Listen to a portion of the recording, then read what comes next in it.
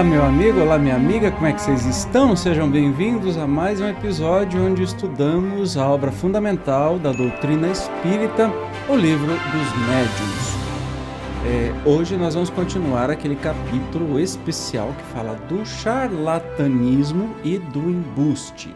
E caso você esteja notando, eu não estou chorando não, eu acabei de pôr um colírio, mas pingou mais fora do olho do que dentro. Mas enfim, vamos em frente. Hoje, na última vez, nós falamos, né, Deixa eu pegar o nome que eu esqueci, gente. Tá escrito ali. Fraudes...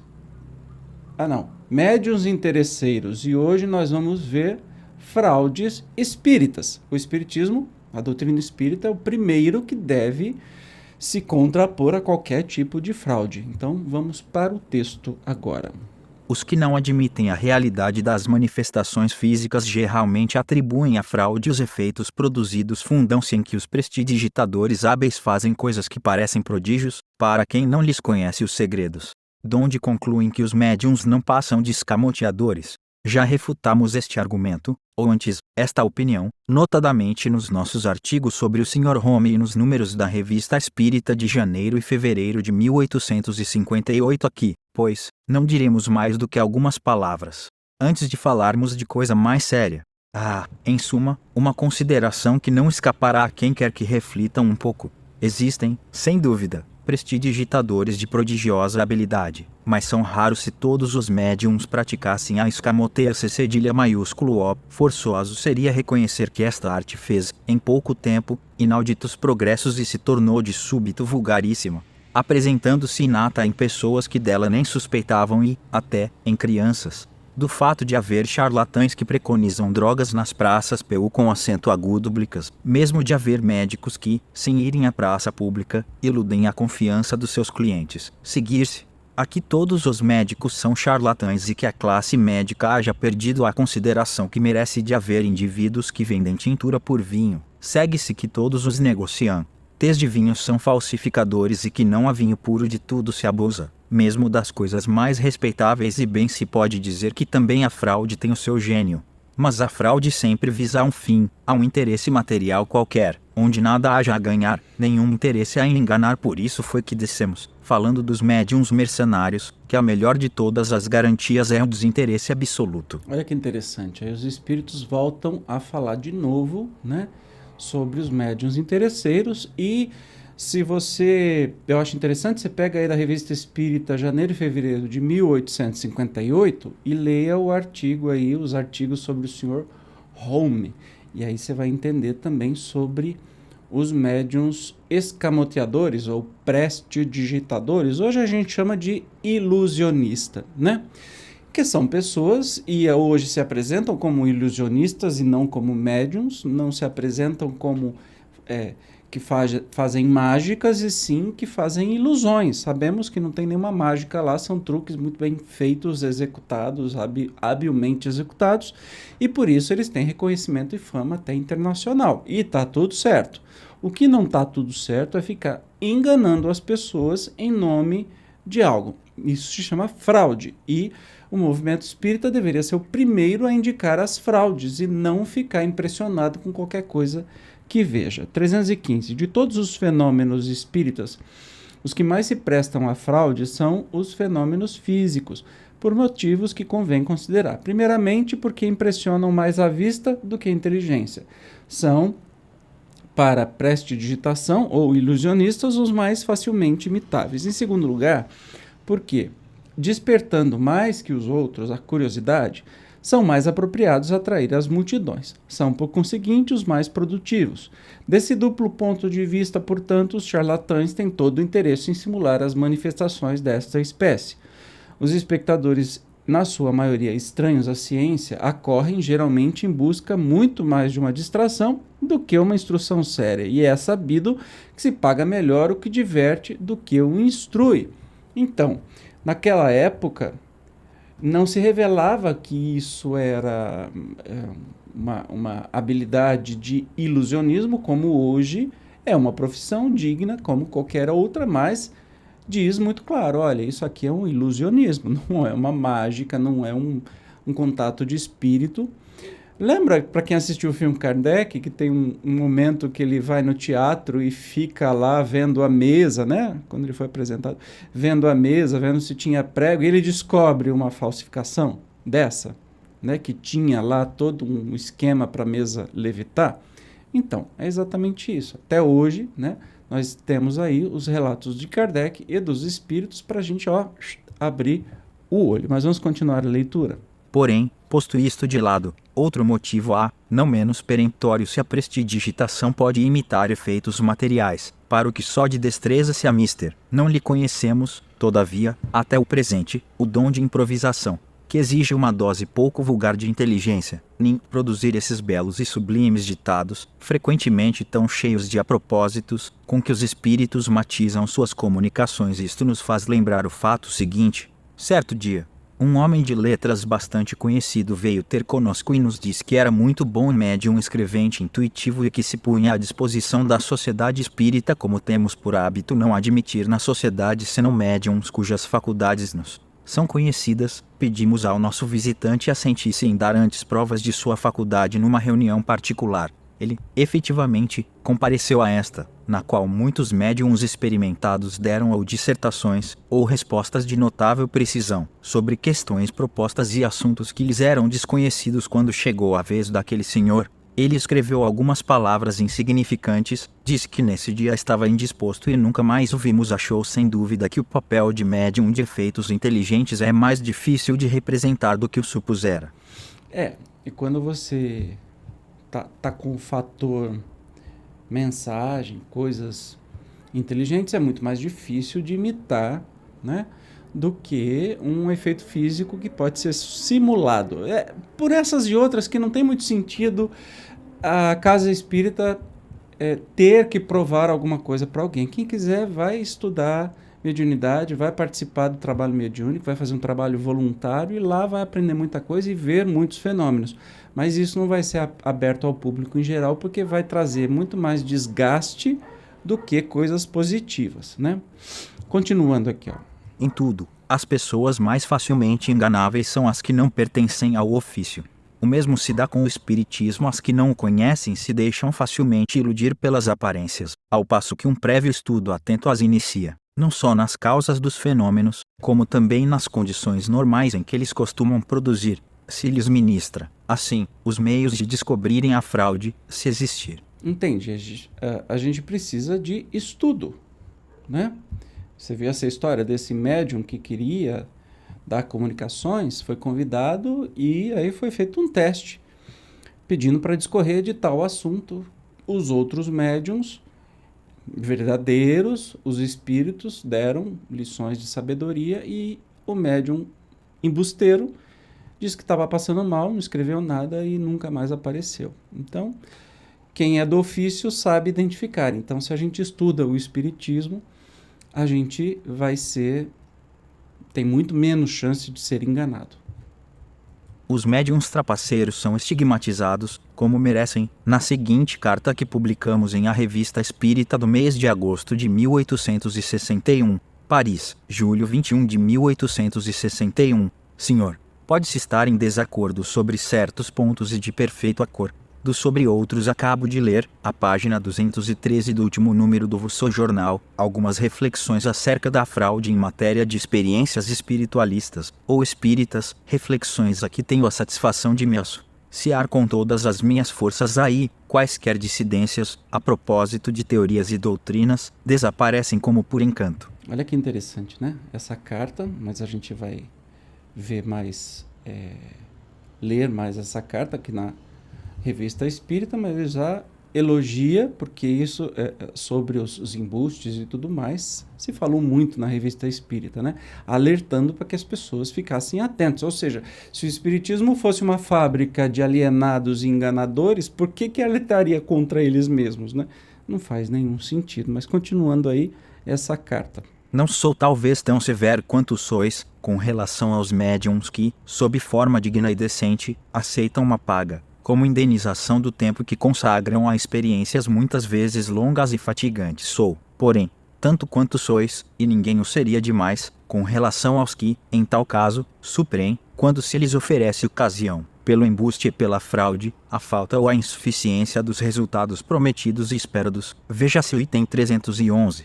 Misturar o falso com o verdadeiro, quando se trata de fenômenos obtidos pela intervenção dos espíritos, é simplesmente uma infâmia e haveria obliteração do senso moral no médium que julgasse poder fazer sem escrúpulo, conforme observastes com perfeita exatidão, é lançar a coisa em descrédito no espírito dos indecisos. Desde que a fraude seja reconhecida, acrescentarei que é comprometer do modo mais deplorável os homens honrados, que prestam aos médiuns o apoio desinteressado de seus conhecimentos e de suas luzes, que se constituem fiadores da boa-fé que neles deve existir e os patrocinam de alguma forma e cometer para com eles uma verdadeira prevaricação.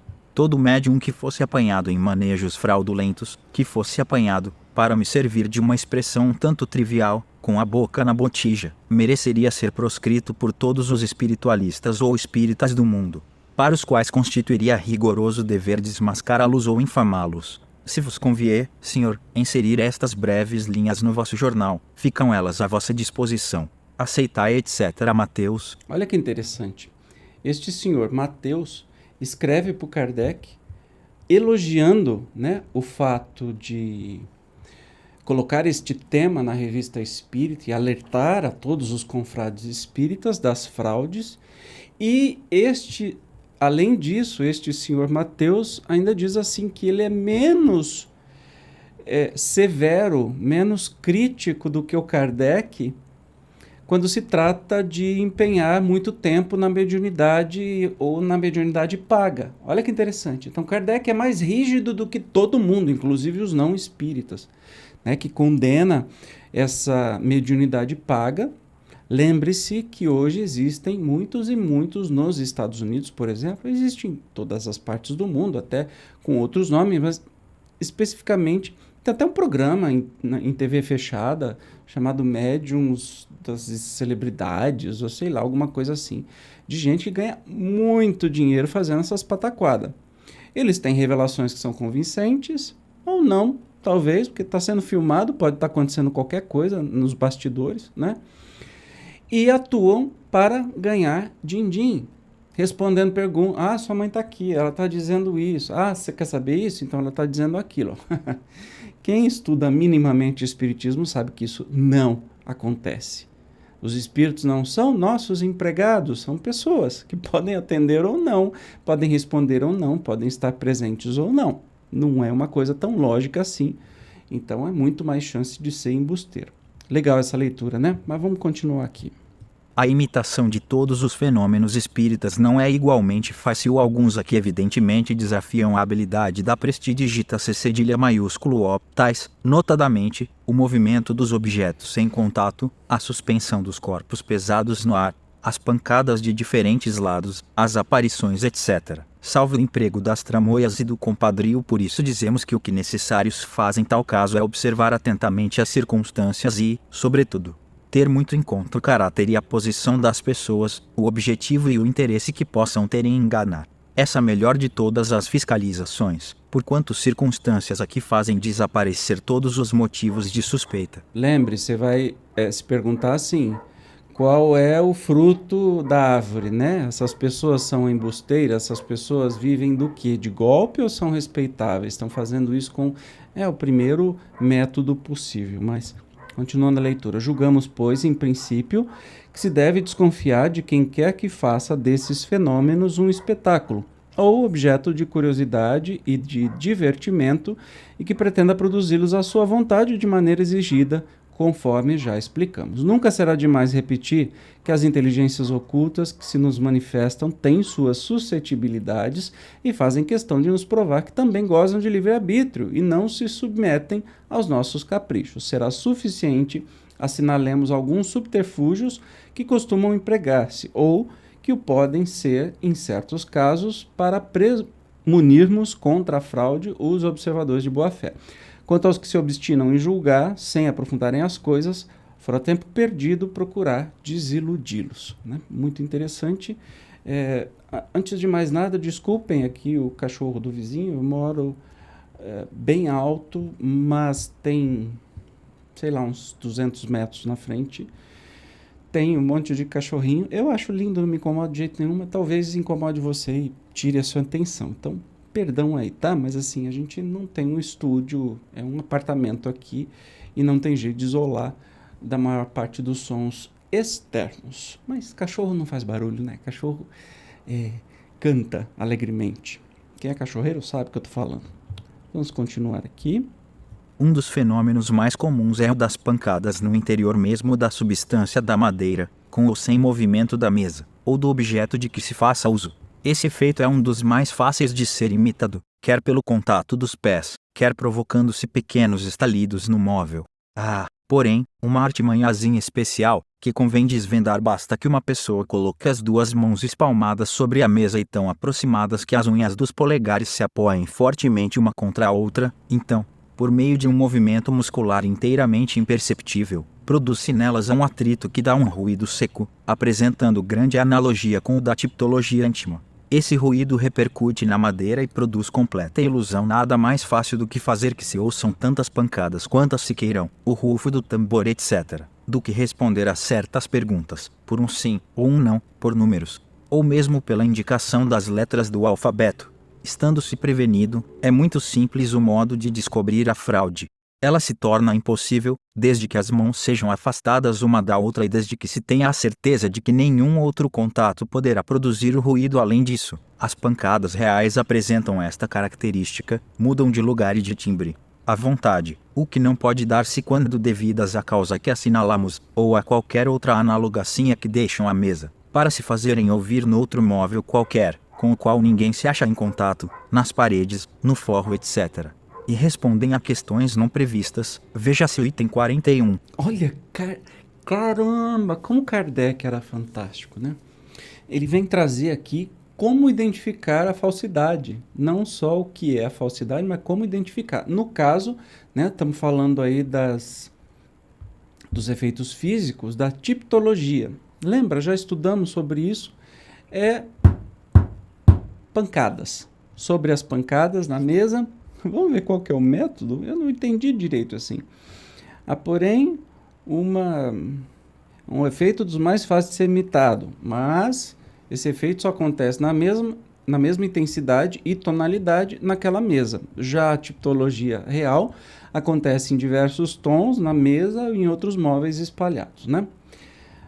Convém dizer, basta que uma pessoa coloque as duas mãos espalmadas sobre a mesa e tão aproximadas que as unhas dos polegares apoiem fortemente uma contra a outra. Uma contra a outra. Então, por meio de movimentos musculares imperceptível, produz-se nela um ruído seco. Grande analogia com a... Gente, é verdade! Aqui, ó. Você põe assim o dedo, né? Uma mão com a outra, mas aí você força uma unha com a outra. Aí dá esse barulhinho aqui, ó. Mas quando você põe na mesa, não sei se o microfone consegue captar, eu tô colocando isso aqui na mesa, né? Estou aqui, imagina, tá todo mundo no escurinho, olha só.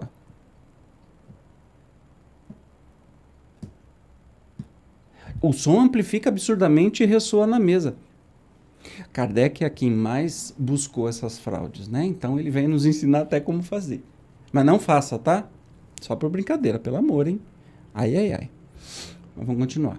A escrita direta ainda é mais facilmente imitável, sem falar dos agentes químicos bem conhecidos para fazerem que em dado tempo a escrita apareça no papel branco, que se consegue impedir com as mais vulgares precauções. Pode acontecer que, por meio de hábil escamoteação, se substitua um papel por outro. Pode dar-se também que aquele que queira fraudar tenha a arte de desviar as atenções enquanto escreva com destreza algumas palavras. Alguém nos diz ter visto uma pessoa escrever assim com um pedaço de ponta de lápis escondido debaixo da unha. Lembra a escrita direta? Eu vou colocar aqui, vamos supor que aqui são duas pedras, né? Tinha esse negócio, duas pedras. Eu coloco um papel no meio, entre as pedras, fecho, deixo a pedra lá longe e depois de um tempo este papel aparece escrito com uma mensagem. Nós já lemos e estudamos sobre isso, como é que funciona tudo, não vale a pena refalar, mas que pessoas falsificam isso distraindo as pessoas. Ah, naquele papel, olha, tá passando um besouro lá, todo mundo, ó, e nesse meio tempo ele vai e troca e bota um papel do jeito que quer. E uma pessoa até com uma ponta de lápis, cadê meu lápis? Aqui. Uma ponta de lápis, meu lápis é verde, olha, oh, mágica. Uma ponta de lápis debaixo da unha. Dói só de pensar, né? Mas o povo não tem limite mesmo para fazer as besteiras deles. 321. O fenômeno do trazimento de objetos de fora para o lugar onde se efetua a reunião não se presta menos à trapaça e facilmente se pode ser enganado por um escamoteador mais ou menos destro. Sem que haja mister se trate de um prestidigitador profissional no parágrafo especial que acima inserimos, item 96. Os próprios espíritos determinaram as condições excepcionais em que ele se produz, donde lícito é concluir se que a sua obtenção facultativa e fácil deve, quando nada, ser tida por suspeita a escrita direta está no mesmo caso. Trazimento de objetos. Aí você começa a reparar o porquê que a espiritualidade, os espíritos não se utilizam mais com frequência dos fenômenos de efeito físico, porque são muito facilmente imitáveis e fraudáveis.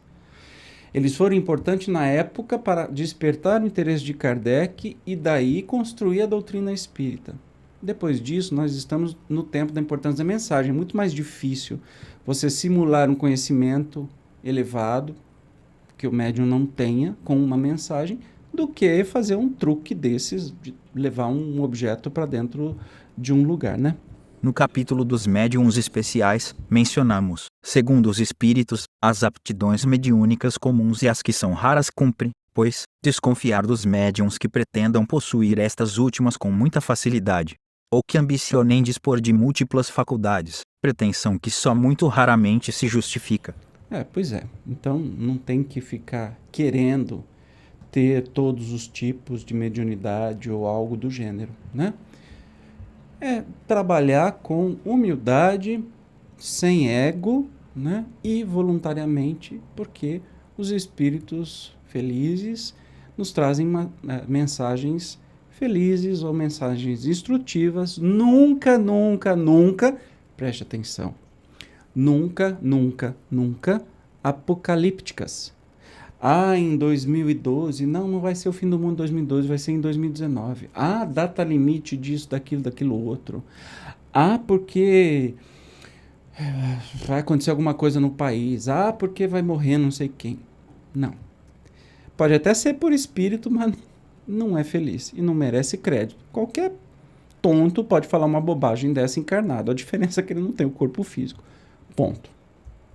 As manifestações inteligentes são, conforme as circunstâncias, as que oferecem mais garantias. Entretanto, nem mesmo essas escapam à imitação, pelo menos no que toca às comunicações banais e vulgares. Pensam alguns que, com os médiuns mecânicos, estão mais seguros, não só pelo que respeita à independência das ideias, como também contra os embustes, daí o preferirem os intermediários materiais, pois bem é um erro, a fraude se insinua por toda parte e sabemos que, com habilidade, até mesmo uma cesta, ou uma prancheta que escreve pode ser dirigida à vontade, com todas as aparências dos movimentos espontâneos. Só os pensamentos expressos, quer venham de um médium mecânico, quer de um intuitivo, audiente, falante ou vidente, afastam todas as dúvidas. Há comunicações, tão fora das ideias, dos conhecimentos e mesmo do alcance intelectual do médium, que só por efeito de estranha obliteração se poderia atribuí-las a este último. Reconhecemos que o charlatanismo dispõe de grande habilidade, dá de vastos recursos, mas ainda lhe não descobrimos o dom de dar saber a um ignorante, nem espírito a quem não o tenha. Em resumo, repetimos, a melhor garantia está na moralidade notória dos médiuns e na ausência de todas as causas de interesse material, ou de amor próprio, capazes de estimular-lhes o exercício das faculdades mediúnicas que possuam, porquanto essas mesmas causas poderiam induzi-los a simular as de que não dispõem. Olha que interessante, né? Esse texto, e que claro, a gente pode pensar que há os médiuns mecânicos, aqueles que a mão está escrevendo e ele está até conversando com outro, são os que devem ter preferências porque é o mais difícil de ter fraude. Mentira, são fáceis de ter fraude, habilidades. O mais difícil de todos é o médium que escreve não necessariamente é o médium. Tem o mecânico, o semi-mecânico, né? E tem o intuitivo, ou o médium que recebe as ideias do espírito e passa para o papel. Mas não é para acreditar em qualquer um. É para analisar quem é o médium, o que ele faz, qual a sua história, né? E analisar o que é essa mensagem. Ela está dizendo coisa com coisa, ela está sendo alarmista, é como uma carta que a gente recebe de alguém que não conhecemos. Nós vamos perceber as intenções dessa carta, né? E gostei. A melhor garantia está na moralidade notória dos médiuns e na ausência de todas as causas de interesse material ou de amor próprio. Putz, aí fechou. Aí não tenha dúvida, né, do que está acontecendo. Então, ego, amor próprio, né, causa de amor próprio, a gente pode transcrever hoje em dia por fama, por seguidores, por likes, inscrições, views. Entende? Pra quê? Ah, mas tá chegando a muita gente. Gente, mediunidade não é coisa de massa. Ela se manifesta em tudo quanto é lugar, mas não é para... Ah, vamos botar aqui 10 mil pessoas e botar um monte de médium incorporado. Não é. Não é assim. Sabe que é difícil da gente entender? Bom, a partir de agora, não é mais difícil absolutamente nada, né? Muito bem, por hoje encerramos o estudo. No próximo capítulo, me embanando com esses negócios, 29, das reuniões e das sociedades espíritas. Então, nós vamos falar sobre reuniões em geral. E depois vai falar sobre as sociedades espíritas e como que Kardec deixou tudo muito bem encaminhadinho, o que devia ser, o que não devia ser, e a gente vai ter uma ideia do que... a quantas andam o movimento espírita, as casas espíritas e como é que isso deveria ser caso esteja sendo feito de maneira errada, tá bom? Eu te espero como sempre, muito obrigado por estar comigo até aqui e até o próximo episódio. Tchau!